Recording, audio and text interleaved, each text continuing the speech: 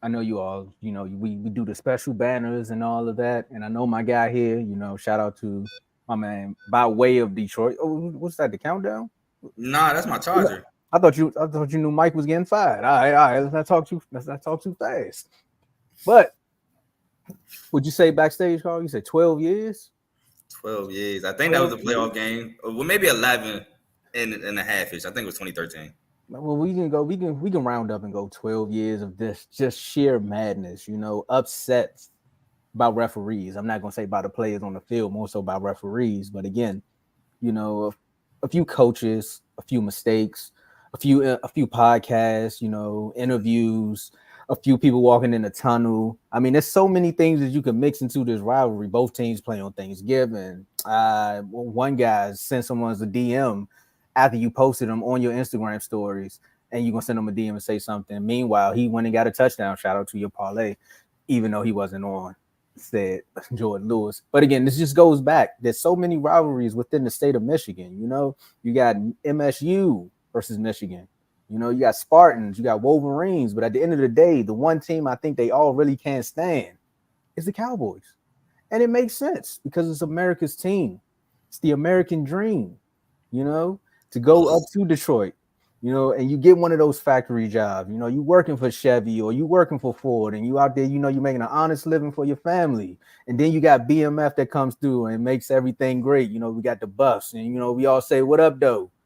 And right now, I'm saying all this because I'm on my soapbox, but I'm also feeling time because I don't want to talk about this 47-9 whooping that the Detroit Lions put up on these Cowboys, man. It was another game of the week in which I had to hear Tom Brady talk about how he tried to come back or how he came back in that Super Bowl from being down almost 20 something points, which is also starting to let me know that the NFL is rigged because this is the fourth time the Cowboys have been at home and Tom Brady has to talk about his comeback from that Super Bowl game while he's talking about what the Cowboys need to do. But that's neither here nor there. Jared Goff threw three touchdown passes. I think Montgomery and Gibbs is still running. I think Williamson is still running as well. I don't know. It's just so many people that's just been running. I think Skipper's out there. Carl, how you doing, man? I got I'm your great. number. I'm marvelous. I mean, besides, the D-Town beatdown y'all just got, my team won. Nevada, the team, if you watch CTC, I'm behind. Got a nice little dub, but am I kicking this topic off? Yeah, I got your name up here and everything Cool, for you, cool, man. cool. So, boom, right? I told y'all what was coming. I posted the RDC World clip of CD Lamb, played by Mark Phillips, and Dak Prescott beefing. And I told Cardo, y'all drove down the field first drive, cool, but it's only going to get you 3 points. And y'all kicked it. Hey, kicker, one of the best players on your team. Not even a joke. Like, he's just nice. The Lions came down and ran the ball down your throat, which is Detroit Lions football, man. They're going to run Demo. They're going to run Jameer. You got to stop them boys. And if you can't stop them, you got to load the box. And the St. Brown and J-Mo and I almost said Khalil Shakur, Khalif Raymond, guys like that, they're going to take the top off. Now, St. Brown didn't really do that much damage yesterday. He didn't. I mean, he was a part of the flea flicker the reverse pass to Sam Laporta down the sideline. He was a part of that. But for the most part, St. Brown didn't go too crazy. He had some timely catches here and there. But the run game was just clicking too well for the Lions, which, I mean, has been a theme against the Cowboys. The Cowboys not being able to stop the run. And then Brian Branch, not even a defense, Brian Branch was a turnover creator yesterday. 2 picks. He tried to score on that last pick, what almost cost me my money. He tried to score on that last pick, and he forced the fumble on Flournoy because Flournoy decided to hold the ball in his inside hand, which is a cardinal sin. No. Once you're on the sideline, you got to get that ball to your outside hand. That way you can try to stiff arm any defender coming, and defenders don't have an easier shot at punching that ball out. He had to switch his hands. He did not switch hands. Got the ball out. Nothing really more I can say. It was just utter domination. Lions took the Cowboys to the woodshed and did unspeakable things. And I really can't speak on it too much. Like Tomo said, man, 12 years of pain and suffering went all into that game last night. To the woodshed. There's so many Lion references that you could have used, and you just took us to the woodshed. That's a Michigan State reference. It makes sense. Makes sense. we gonna get y'all next year. But okay. Nice, funny. I'm getting my Chipotle bowl back. I don't get. I wasn't betting on this one. I wasn't running it back on this one because I No, said we a can run few it back weeks Michigan ago. State, Maryland. You might not Okay. want to do that though. I'm gonna think about it. But anyway, let's go. Let's get back to the pros right quick. Now, I've been talking about this for a while, and Joe kept saying he was like, "Man, remember we had the debate about the Saints, where I said if you talking about who the best team in football right now, I'm gonna say it's the Saints. But if you ask me overall, I'm gonna say it's the Detroit Lions." And everybody was like, "Why would you say that? What's changed about this team? They actually built through the draft and they just got better. I think they more so had a chip on their shoulder, one, not because of the Dallas Cowboys, but because of the way they lost to the 49ers in that playoff game, where it was like, look, this was our time. This was our year. So we're going to come back and we're going to show everybody what it is. And that's just what they've been doing. I mean, they had a few games where they didn't look like themselves, but again, this team can run the football. Also, prayers up to Aiden Hutchinson. Like, that was just a freak accident. Like that one there, man. I didn't even know what happened until I went on Twitter. I was like, man, why everybody surrounding him? And then I said, ooh. I So couldn't look at that. yeah, nah. Hopefully he recovers from that and he bounces back and he's 100% and he's still the player that he was before that happened. But then I also looked at it and said, one, they can run the football, they got the wide receiver weapons, and they got this guy that texted the team that was in my division and said, I don't want to coach y'all. I want one more year because I got to finish something. He's pulling a Dan Quinn, basically. Like, I got to finish what I started here. And Ben Johnson said, I'm going to go back and run it back and add more to my catalog because I'm going to show y'all what I could do with offensive linemen. And that right there is why I felt like you all will win the game when me and Cardo did the panel. I said, I think the Lions can win this year, bro. They're going to beat us. But I'm going to say we're going to get the dub because we in Dallas. Like, that's the only reason I'm going to say it because we in Dallas. And if the game is close, we get the dub. From the gate, they were letting the refs know, we're checking our offensive lineman in. Hey, we're checking our offensive line. Hey, he's in the game. I want y'all to know that. Even on a play where they ran it right up the gut, I seen it. They ran over, he checked in. I said, bro, they about to just run it up the middle with Montgomery. I don't know why they did all that. And what they do, hop over, touchdown. Then he do the Disney Channel thing. I was like, oh, they turning up right now. Everybody was looking at it like Dak Prescott is 5-0 against this team. I said, okay, that's cool, but today not going to be the day. As we started driving down the field, I knew we lost the game when they kicked the field goal after that first possession. I said, if you can't score against this team and your defense has no players, it's going to be bad for you. And that's exactly what happened. What happened right after that call? Y'all ran down, scored a touchdown, 7-3. Next possession, what happened? Dak started pressing again, interception. They kick a field goal. Our defense hold them to a field goal. I said, all right, we got a chance. Nah, it's not happening. It's not happening. You can see it on the sideline. It's not happening today. And I really want to come on here and talk about the stats. And I know, Joe, you probably going to talk about the stats also about how this team just keep getting blown out at home. I mean, they outscored 83-28 in the first half of the last 4 home games. It's going to be 1-10 if you want to include the Packers. So that's 110 to like, I don't even want to do the math. You ain't got to bring it up, bro. It's cool. It's cool. No. Today's the day. We're going to get it all out. We're going to get it all out. Because I got a bye week next week. I ain't got to talk about this team, so I'm going to say everything I got to say. But the last time this team has played a game like this was against a similar team in the same division, was the Green Bay Packers with Wade Phillips. This team got demolished. It was like 44-7 or something like that. And Wade Phillips got fired as soon as he stepped off the plane. I don't know what's going to happen to Mike McCarthy, but I see the same resemblance in this team. You have a good quarterback. You have a good wide receiver. You have a bunch of people on defense with a decent cornerback who's trying to come back from an ACL. He's great when he's healthy, but right now he's trying to come back from an ACL injury. So right now he's just a shell of himself. This whole defense is a shell of themselves. And that's the one thing I will give you hats off. And I told you it was going to happen for you, Joe. Dan Quinn. He's going to give these guys confidence. He's going to give a bunch of guys confidence that don't believe that the league said they shouldn't be in the league anymore. Look at Malik Hooker. Dante Fowler. I'm not going to say too much about what he did yesterday. Chill out on Malik Hooker. Malik Hooker's a former first-round pick. But he didn't have no confidence. You can see how he's playing out there. Did you want to go back and see the tackles that he was missing? You got it. Go ahead. I'm just saying he's a former first-round pick, but go ahead. Hey, I was a former first-round pick to somebody too. It didn't pan out with me and them. You know what I'm saying? Now I'm somebody else third round pick. It is what it is. You get what I'm saying? But they got a ring with this third round pick. That's all I'm It gonna say. is. So look, at the end of the day, it don't matter where you get drafted, it's how you play once you get on the field. And this team acting like they don't even want to be on the field. Everybody got all their money, and I'm so happy that it was Jerry Jones' birthday because look, this is what you get. This is what you get when you play with the fans' emotion. It's almost something you going all in, and you're gonna try to make things better. And then 5 weeks later, you go into the draft saying, "Well, we really like our guys, and we're gonna believe in our young guys, and we're gonna see what happens." You do know you got the number one schedule, right? You do know you're playing the AFC North, right? Like this might not be the year you want to trust the youngins. Like you might want to actually bring some weapons out there because we scraped by the TJ Watt thing. You know, we fought back in the Ravens game, but again, you gave them the running back that you should have had to actually probably help you keep that game more competitive. You get what I'm saying? Now you're looking at a team up in DC with a I don't even know what to say about this quarterback, man. This guy just balling every chance he get.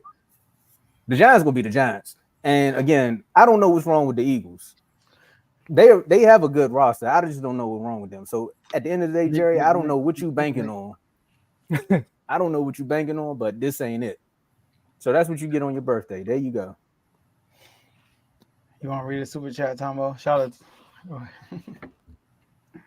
Read it out loud, brother. I want real. Do you want real? You know, you played them. I'll read it. Oh, I'll read it. That's cool. Shout out to TYP. My man Ty, Ravens fan. Member for 15 months. It's crazy. Ravens won, no decapping. Shout out to the best network. Let me read that again. Ravens won, no decapping. Shout out to the best network. Hashtag no deducking. Also, shout out to In the Red Corner, CTC, Carl Tucker College, and King's Talk, and all of the other shows. Hashtag R2L. My man. Donations. Now, Combo. Watching that game. First of all, I didn't watch the game live. All right. So for those who don't know, I play in an adult basketball league. Had a game at 6. I normally like to get there early, get shots up. So I missed the entire game. And we hosted Sunday dinner. So after the game, I started to help my wife a little bit. And I left. So then Tone in the chat was talking crazy throughout the whole Commanders Raven game. I said, you know what? I'm gonna have to check the score now. I didn't want to do it. Man. I'm gonna have to check the score. Before our game started, I checked the score. The score was like 27-3, 27-6. It was something crazy like that. I was like, Probably 27-3. No, 6, 27-6. It was 27-6, I think. Yeah. I was like, what? I don't know what happened. I ain't watched no highlights, nothing. And then like this morning, or today, I rewatched the game. I watched the game. And as I'm watching, I was telling Tom this backstage. I'm like, okay, first ride, kick field goal. Okay. Got punched in though, but it's okay. They come down scores. Jordan Lewis, hold on to the white, whatever that is in the back of their jerseys, right? He was getting dragged into the end zone. All right, shout out to Montgomery. Then the second drive, y'all moving. First drive, I was like, okay, that should have been a pick, but then what's the name called it? You know what I mean? The second drive, y'all moving the ball. I'm like, okay, CD getting touches. You know, Tober catch a pass on the sideline. I'm like, okay, looking good. Get to the red zone, and then Dak throws an interception. I was like, choking. Choke. So what I'm realizing with y'all, Tomo, y'all move well. You can probably say this about most teams, but y'all team's morale is based off your QB's performance. When your QB is playing well, y'all look different. But when he makes a mistake, it's like somebody put a knife into the whole team. It's like the effort is not there no more. CD is throwing his hands up. Like, you know, like y'all look like a different team when y'all came out the next drive. I think I got a 3-0. Something like that. I think I got 3-0 next drive. And I don't know. I'm not an NFL quarterback. Okay. But when you see all when you see zero blitz, it's a clear zero blitz. You be talking about all the linebackers are at the line of scrimmage, and you got DBs there too. And you know it's zero blitz. Why are you like? I don't know, Carl. You could probably speak to this better than me, but like when somebody get like a veteran quarterback gets sacked in that moment when it's an all-out blitz, to me it's like, come on, man, because you know it's coming. You gotta find your hot route or get the ball out your hands, whatever. Yeah, it depends. So sometimes people try to think it's not coming. So they'll try to outsmart the DC and like, oh, they showing, but they ain't coming. And then they do come, and now it's like, oh, I ain't think it was coming. I have nothing set up. But sometimes, like you said, they'll know it's coming. They'll set it up, and they'll take away the first read. They'll take away. They're like, all right, so maybe like the DC's playing chess, so they know this the hot route. We watch film. Of course. We know when we come in, this the hot route. We gotta take this away early. So now that's taken, and it's like, I got 2 seconds. My hot route gone. Like I can't go nowhere with this ball. So it all, it's chess matches between QBs and DCs and stuff. Yeah. So that as a veteran quarterback got sacked on that blitz, right? But what won this game was the trenches. Detroit Lions in the trenches was just more dominant than the Cowboys, which I think we all expected. But Tomo, you said something about Dan Quinn. Defense not the same. Now, obviously, y'all ain't got Michael Parsons or your boy Lawrence. So we got to make sure we Well, he was losing when they was there. He make no difference. What you thought was gonna happen when they wasn't there? They should have got 60. Saints put up 40 with them there. And then the Saints had all the time. When we say Derek Carr had all the time. Ain't nothing changed. So go ahead, Dan Quinn. Now back to what you said. Like you mentioned, Wade Phillips, all right, who took over the defensive coordinator position as a head coach, and y'all actually won. Y'all actually look good. But y'all got rid of him, right? And Mike McCarthy. They asked Jerry Jones, "Will you consider a coaching change?" You know what he said? He got mad at the reporter. He said, "Why would I consider that? Am I an idiot? You think I'm an idiot?" I'm like, Jay, I know it's your birthday. I think you're upset, but that's a real question. Like, come on, man. And then Jerry Jones said he was surprised that y'all lost his bad after not doing nothing all season. You know, so this is my question for you, Tombo. All right. And then also, somebody asked Jerry Jones this question. I should have had a clip ready. Probably the best question I ever heard somebody ask Jerry Jones. He said, "When is it time for you to take ownership?" He asked Jerry that. Jerry said, "Excuse me, I already have ownership. That I already have." Like he got real like personal with it. But dude, like when are you gonna take ownership in these losses? We asked that question. I was like, "Whoa, dude!" You might not see him no more ever again. He just lost all his credentials. It's gone. So, Tomo, like honestly, man, like you said it yourself, y'all got a bye week next week. This is the time to let it all out, right? What do you think Jerry Jones need to do? Because it's a family show, I'm going to give you the Disney Channel answer. Honestly, bro, you can't teach your old dog new tricks. That's what they told me on In the Red Corner when I was talking about Earl Spence, right? So technically, at this point in his age and his career, this is who it is. Like, this is what you're going to get. And this is also why when I was having that mini crash out moment in the Steelers game, that was my wake up to reality moment. It was like, bro, it just is what it is with this team at this point. Because he's not gonna go get somebody. There's players out there that don't want to be on teams. You can actually add weapons to this team. We know you build good through the draft, but technically, just go make a few trades. Like the second round names, I can name some of these second round picks that was just bust or just not just dud. I ain't gonna say Schoonmaker is a bust, but that's a dud. There's a few other second round picks that we had. Taco Chalk. There's a few other players. Another Michigan player, but again, Mozzie Smith, another Michigan. The only one that worked out is Jordan Lewis. And I mean, as a Cowboy player, he did work out. He ain't gotta be Trayvon, but he's a solid defensive player. You know what I mean? Actually, the most consistent player that we got on defense right now. So again, as far as just that, you can give up a second round pick to go get a vet. I mean, I wouldn't give it up to go get Amari Cooper. Like, you could trade something less than that for Amari Cooper because he clearly don't want to be with the Browns. The Browns don't even want to be with the Browns. And when you asked that reporter asked that question to Jerry Jones, I already knew he's gonna have the same answer that Kevin Stefanski had about Deshaun Watson. They was like, "Who's your starting quarterback next week?" He said, "Oh, I'm going with Deshaun." I said, "Nobody in the NFL knows what's going on. Like, what is up with these people? Are y'all not watching what's out there? Politics and money, man. I'm telling you." I mean, but at the end of the day, and I heard it on Law Nation, what was funny, and I'm glad you asked that question, Joe. He was like, other owners in the NFL treat their teams as a hobby. So this is why they actually can go out and win games. Outside of y'all own, I think he's actually a fan of the team because he's from the area. but he's also letting the people. He's putting the right people in the right position so that he can enjoy watching this team. Maybe that's what the Cowboys need to do. They need to have like a decade of just being bad. So then it could be like, hey, let's bring somebody in here who actually wants to see us win again. Because right now, we're such a hot topic that it's just like, I don't care.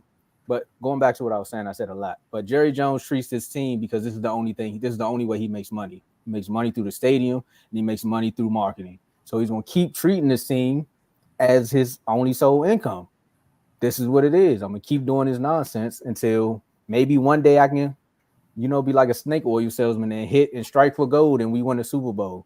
But until then, I'm going to just keep letting Stephen A. Smith and all these other networks feed off of my team winning or losing. Because it's kind of funny how everybody doing the 180 again.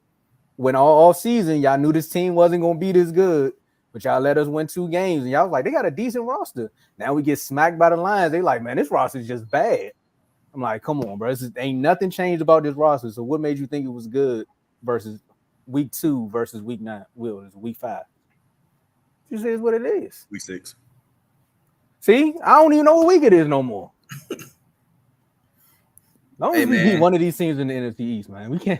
We gotta be more than the Giants because they bad. Do y'all think that Jerry Jones cares more about University of Arkansas than Dallas Cowboys? Because I think he might care a little bit more than University of Arkansas than Dallas. He care about Dallas, but I'm not gonna lie, as a owner, he's smart. He's at every press conference, win, lose, or draw, which is it brings attention. Everybody want to hear from the owner, the big guy. Like he makes sure the Cowboys stay relevant in the media. I mean, look at what he did. Like he was willing to give CD and Dak more money just so they could linger into the media long enough, which is crazy. And they don't got enough for Derrick Henry. But go ahead. My bad. My question wasn't like care about status. My question was caring about winning.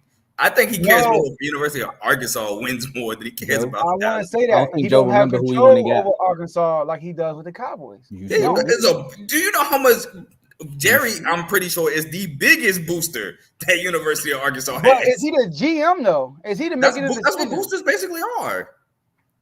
Boosters fund the money to go get the players. That's different. He funds the money. I'm talking about he's not the guy drive. Drive. He ain't the guy that's finding the play. He's not building that roster like he's doing with Dallas. Yeah, but I get that. I get he's not the guy hand picking the guys for Arkansas, but he's probably the guy that coaching staffs and people are having meetings with, like Jerry.